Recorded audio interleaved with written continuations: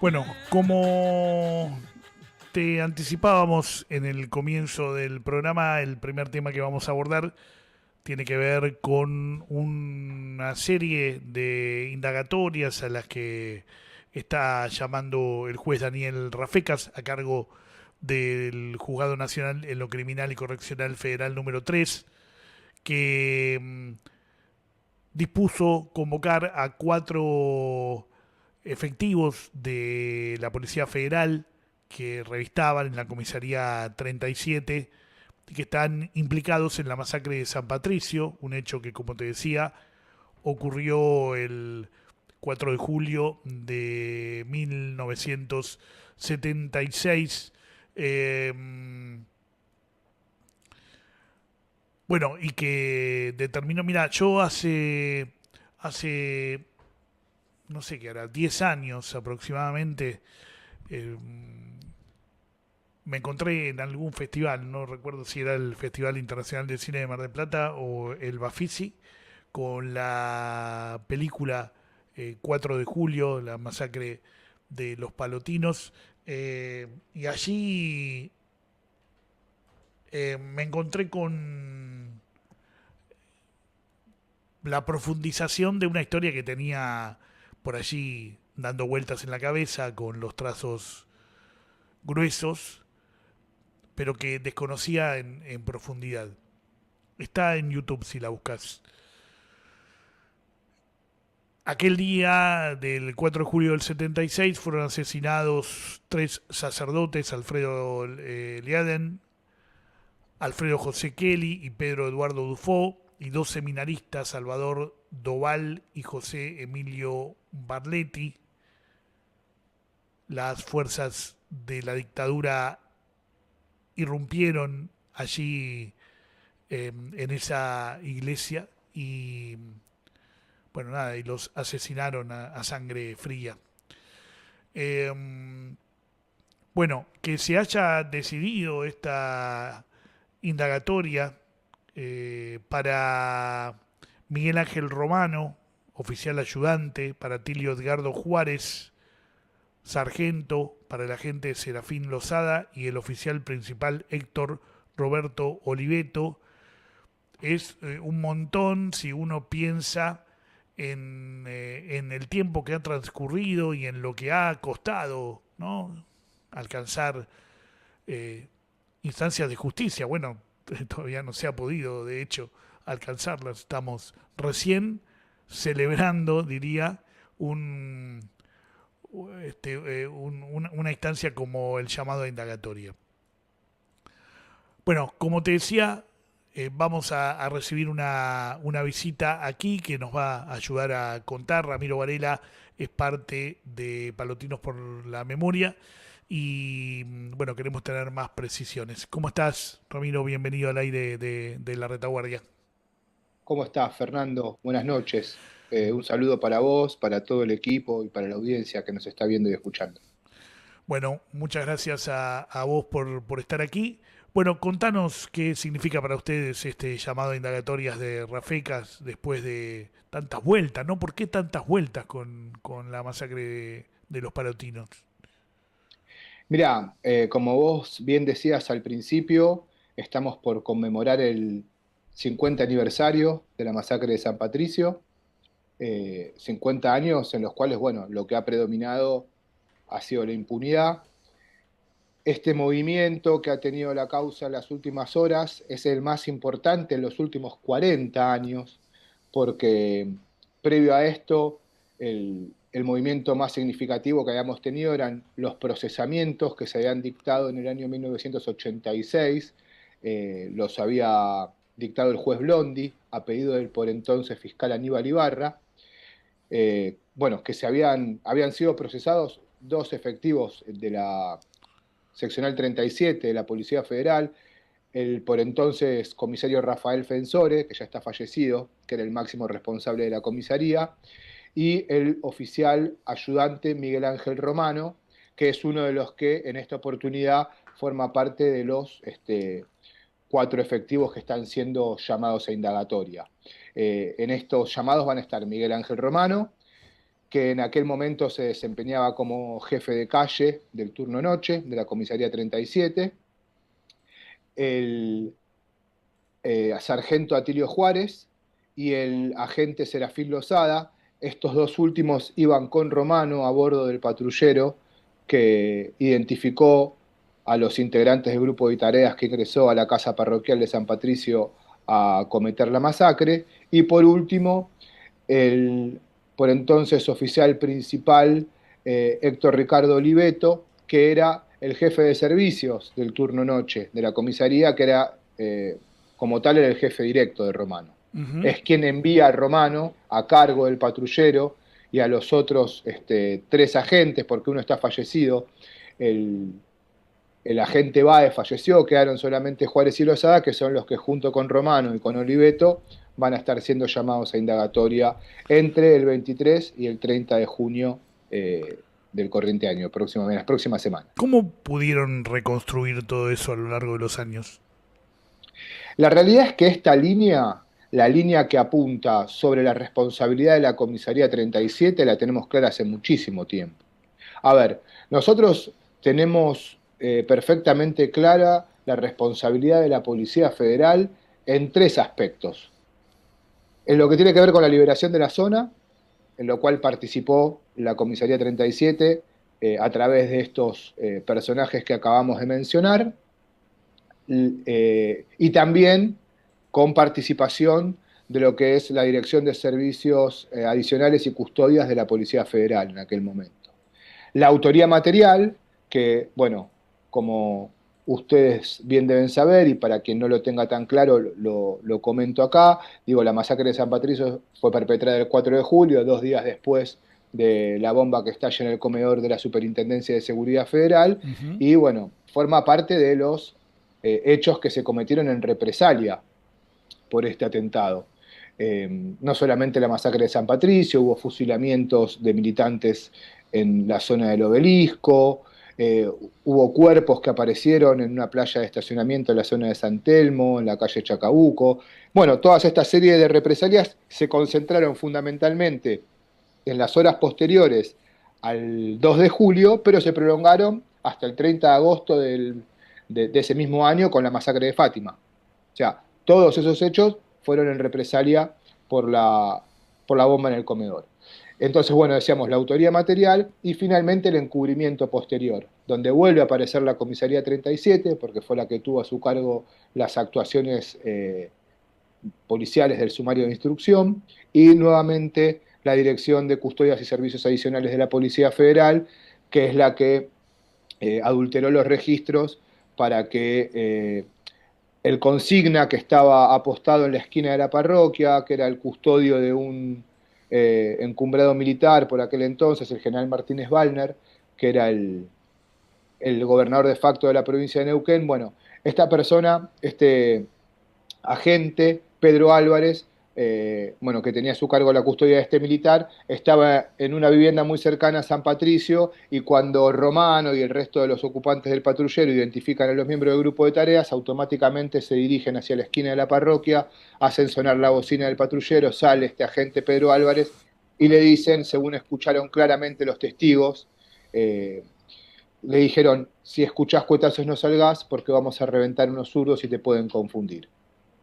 Por lo cual, bueno, en este caso, Romano no solamente estaba a cargo del patrullero, sino como jefe de calle del turno noche, era quien tenía a su cargo las custodias del barrio.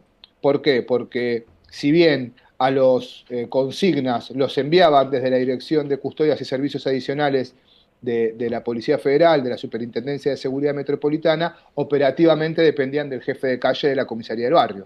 O sea, quien le daba órdenes sobre qué debía hacer y qué no hacer era precisamente el jefe de calle de la comisaría, en este caso de la seccional 37. Claro, claro. Entonces, bueno, nosotros eso lo teníamos claro hace muchísimo tiempo. Por eso veníamos insistiendo permanentemente con retomar, si se quiere, la línea Ibarra de investigación, porque, bueno, estaban claramente identificados estos personajes que operaron, como te decía, en la liberación de la zona y luego en el cubrimiento posterior. Digo, la seccional 37, como te decía, tuvo a su cargo el sumario de instrucción. no preservaron la escena del crimen. Eh, bueno, todo el procedimiento está plagado de irregularidades desde el primer momento. Ya una de las primeras fojas del expediente es el acta policial que se elaboró en las horas posteriores. Ahí figura que la denuncia se recibió telefónicamente, cuando en realidad no fue así. Fue el primer testigo, o mejor dicho, eh, el organista de la parroquia, que es quien llegó en las primeras horas de la mañana a la iglesia, para, bueno, de alguna manera él lo que hacía era ejecutar el repertorio musical de la misa todos los domingos. Bueno, cuando llega para preparar el órgano y demás, ve que no estaban los sacerdotes en la iglesia, que la misma estaba cerrada, le llama la atención, logra colarse por una ventana lateral, se da cuenta que están las luces encendidas, sube al primer piso, bueno, y encuentra esa escena dantesca de los 5 cuerpos, bueno, acribillados sobre la alfombra de la sala de estar. Y fue él quien hace personalmente la denuncia a la seccional. No hay ningún llamado telefónico anónimo previo a, a esa denuncia que se hace presencialmente a las 8 menos 5 de la mañana. Entonces, bueno, Claro. a partir esa primera inconsistencia, esa primera irregularidad, bueno, hay un montón de irregularidades que minaron el procedimiento, que obviamente fueron deliberadas y que no tenían otra finalidad que entorpecer la investigación. Mira, para que vos te des una idea, Fernando, la evidencia balística tardó en llegar al juzgado de instrucción, al número 3 que tenía a su cargo en aquel entonces Rivarola, el mismo juzgado que hoy tiene a su cargo Rafecas, bueno, lo tenía Rivarola en aquel momento. Claro. Ustedes lo conocen. Paréntesis, que ha sido procesado hace algunos meses y ahora desprocesado por la Cámara de Apelaciones en la causa de la De Pabellón masacre de Séptimo. Pabellón Séptimo, sí. Claro, bueno, nosotros nos plegamos a ese pedido de la querella de Claudia Cesaroni y Natalia Alessandro. Nosotros nos sumamos a ese pedido para que también fuera llamado indagatorio y procesado el juez Rivarola, porque, bueno, él, junto con el fiscal Estracera, en la primera instrucción de la causa, hicieron todo lo posible para que la pesquisa no avanzara, en Ujú. absoluto. Y para que te des una idea, la evidencia balística tardó 7 meses en llegar al juzgado de instrucción. El O sea, fiscal desde julio. Estracera es el fiscal Estracera. Claro, sí, el que después pasó a la posteridad por esa célebre frase. Bueno, la realidad es que la actuación de Estracera previo a la recuperación democrática no fue la misma que después lo dejó Claro. en un lugar, nada, a la posteridad como un paladín de los derechos humanos. Bueno, las actuaciones que tuvo como fiscal durante el periodo del terrorismo de Estado no se condicen con el recuerdo que hoy todos tenemos del fiscal. Ramiro, Y bueno, sí, déjame hacerte una pregunta. Estamos, para quienes nos están escuchando a través de la radio tradicional, estamos charlando con Ramiro Varela, es parte de Palotinos por la Memoria, la Verdad y la Justicia, en torno de un llamado a indagatorias para un grupo de policías en la masacre de San Patricio, ocurrida el 4 de julio de 1976. Cuando yo te pregunté antes cómo habían conseguido reconstruir algunas de las cosas que se sabe que pasaron en el asesinato múltiple, pensé que ibas a referir a Eduardo Kimmel. Creo que hay que decir que la justicia en esta causa no es tan solo que estuvo demasiado quieta o inmóvil, sino que en un momento, durante muchos años, bueno, continúa siendo el Eduardo Kimmel la única persona investigada y que llegó a ser condenada justamente por su investigación sobre la masacre de San Patricio. Eh, eh, con lo que este llamado a indagatorias también de alguna manera, aunque todavía sea nada, al lado de lo que hicieron con Kimmel, es un golcito de visitante también. sí, no, tal cual. Bueno, a eso iba a continuación. Nosotros para nosotros la figura de Eduardo Kimmel es fundamental. Eh, a ver, es casualmente alguien que no formaba parte, confesionalmente no era católico, él era de la colectividad judía y Ujú. más allá de eso fue el primero en investigar el mayor ataque cometido contra la Iglesia Católica en Argentina.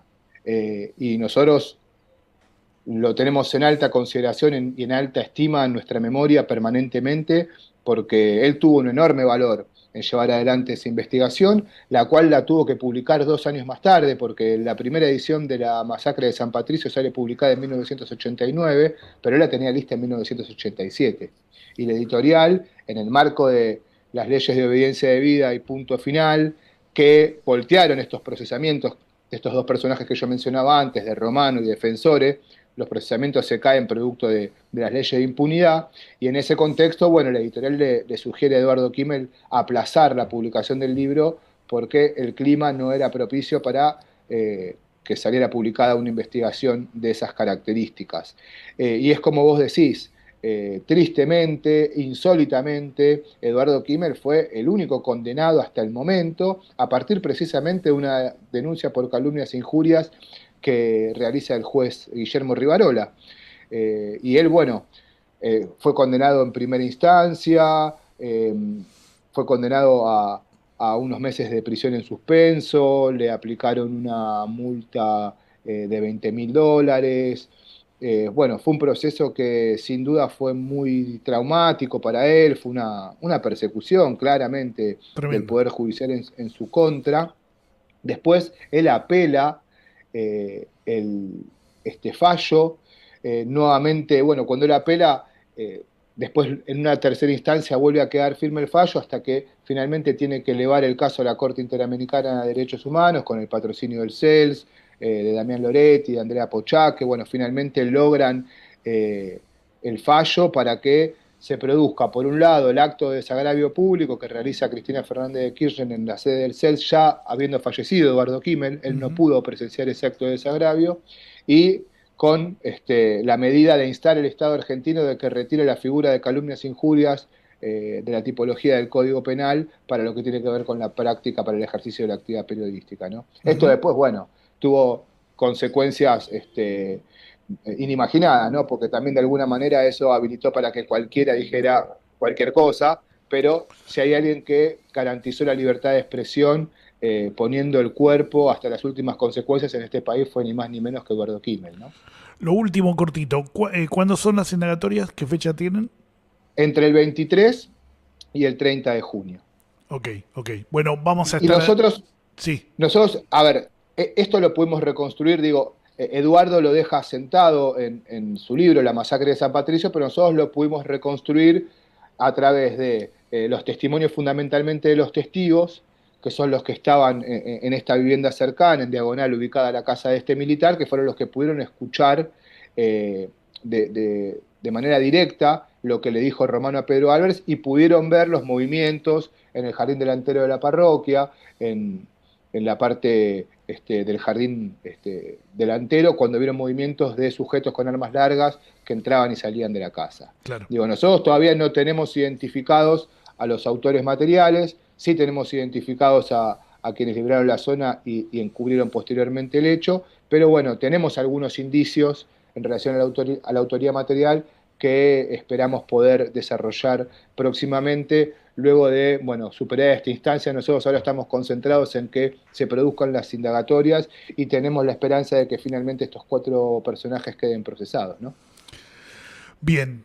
Te agradecemos y quedamos, por supuesto, a disposición para seguir comunicando lo que ha pasado y esperando las indagatorias y el resultado, que ojalá sea con procesamiento. Yo arranqué el programa con un fallido, con una expresión de deseo. Dije que se habían dictado procesamientos. Simplemente es un llamado a indagatorias. Ojalá lo que venga después, si hay elementos, que vos acabás de dar unos pocos que ya alcanzarían, eh, sean procesados estos policías y empiece a moverse un poco esta causa para el lado correcto. Un abrazo y muchísimas gracias. El agradecimiento es nuestro, no solamente por el espacio, por la difusión de nuestra causa, sino por todo el trabajo que hace la retaguardia difundiendo todo lo que son las causas por crímenes de lesa humanidad. Así que un fuerte abrazo para vos y para todo el equipo, Fernando. Muchas gracias y ojalá pronto podamos estar televisando el juicio por la masacre de San Patricio.